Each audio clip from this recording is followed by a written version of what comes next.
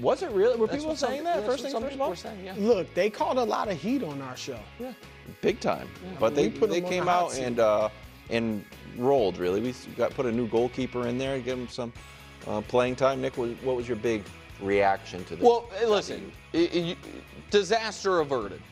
And they had to win, but they also kind of had to win, not necessarily 5-0, but comfortably in order to turn the temperature down. Like, we were a little on the air and a lot off the air on Friday. Like, hey, if they were to lose to Trinidad, which is the 100th ranked team in the world, this coach they hired for the World Cup, could they fire him before the World Cup? So, like, that's now deaded, so that's good. Also, some real, that's kind of more intangible. Tangible things are Jack McGlynn and Diego Luna, couple 21-year-olds that are trying to prove they deserve to be on the actual World Cup roster, both playing well and both showing a little bit of kind of zest or energy for the team. Yeah, Luna can play. Right, is super useful.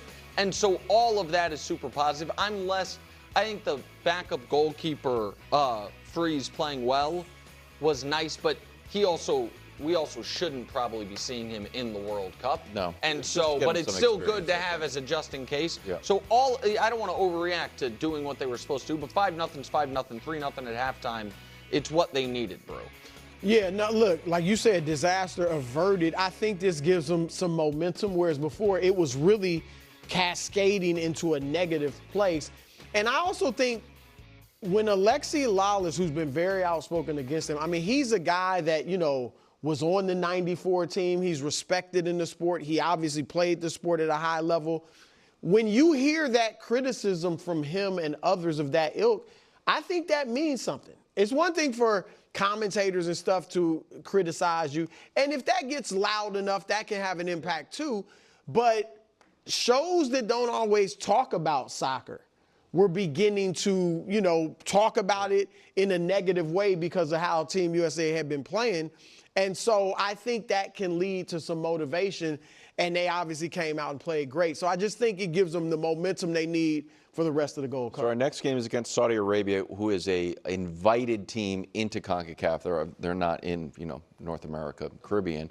That's 9 o'clock on FS1. Just letting everybody know. Well, it is really weird. I was confused by it too. Yeah, there are 15 North American Caribbean teams that are in, and then they invited one, and Saudi bought its way. But Saudi's trying to get to qualify for the World Cup, so they are going to be playing hard. So that's to win this one too. It's right. So that's the other, just quickly. FIFA World Rankings of the teams in CONCACAF.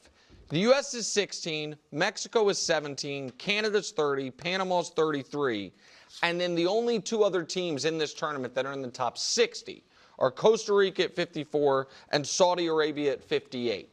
And so this is A, a team that needs to win, wants to win in Saudi Arabia. B, is a tick below the type of teams you should be seeing in the World Cup. So it's another game the U.S. should win handily. But they tied, Josh, they tied Argentina last World Cup, right? Saudi Arabia, yeah, in one of the most shocking be careful. events ever. Be careful, they can get us. Yeah. Coming up next, Brew's back with his hometown Pacers. Why is Brew on the bar? I mean, indestructible. I like that. You want to hear it? Yeah. Yeah, of course. Knocked down! That's next. We always want to hear it. Can we stay just a little bit longer? Don't worry, we'll be back. I can't believe they're leaving.